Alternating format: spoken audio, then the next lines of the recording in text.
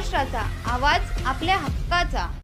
नवा आवाज महाराष्ट्र न्यूज चॅनलमध्ये आपले स्वागत आहे. तर पाहूया आजच्या महत्त्वाच्या काही घडामोडी.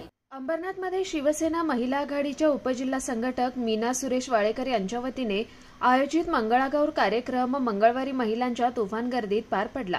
ग्लोब हॉलमध्ये पार पडलेल्या या कार्यक्रमात शिवसेनेच्या प्रवक्त्या ज्योती वाघमारे प्रमुख अतिथी म्हणून उपस्थित होत्या.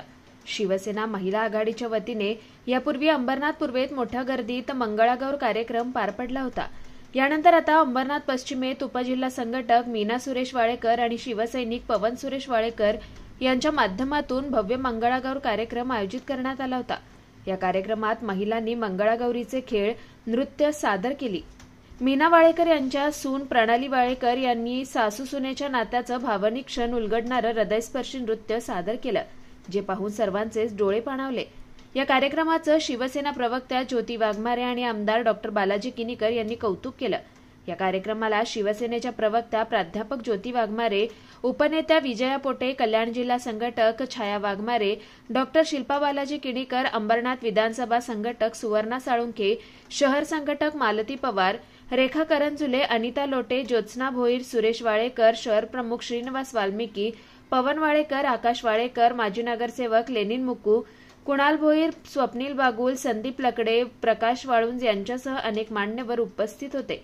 तर महिलांनी या कार्यक्रमाला तुफान गर्दी केली होती. मनोश्री आर्ट्सचे मनोज फलके यांनी सूत्रसंचालन करत महिलांसाठी विविध खेळ घेत या कार्यक्रमात विशेष रंगत आणली.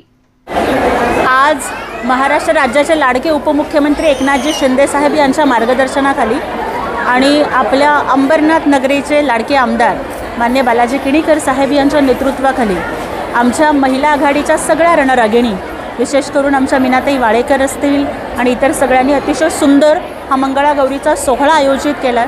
सगळ्या महिला भगिनी, सगळ्या लाडक्या बहिणी आपल्या रोजच्या संसारातलं जे काही प्रॉब्लेम्स असतील, अडचणी असतील त्या विसरून आज हसतायत, खेळतायत. प्रत्येकीसाठी ताईंनी बक्षीस ठेवलेलं आहे, त्यामुळे सुंदर पद्धतीनं कार्यक्रम होतोय आणि मला वाटते की ही नांदी आहे. येणाऱ्या महापालिकेमध्ये याच लाडक्या बहिणी शिवसेनेचा भगवा अंबरनाथ नगर परिषदेवरती फडकवणार आहेत. परवाच गोकुळाष्टमी झाली, लाडक्या बहिणींनी दहीहंडीसुद्धा फोडली. तर महापालिकेची शिवसेनाच फोडणार हांडी आणि विरोधक आता घासत बसतील भांडी, अशा पद्धतीचं चित्र आजच्या कार्यक्रमातून निर्माण झालं म्हटलं तर वावगं ठरणार नाही.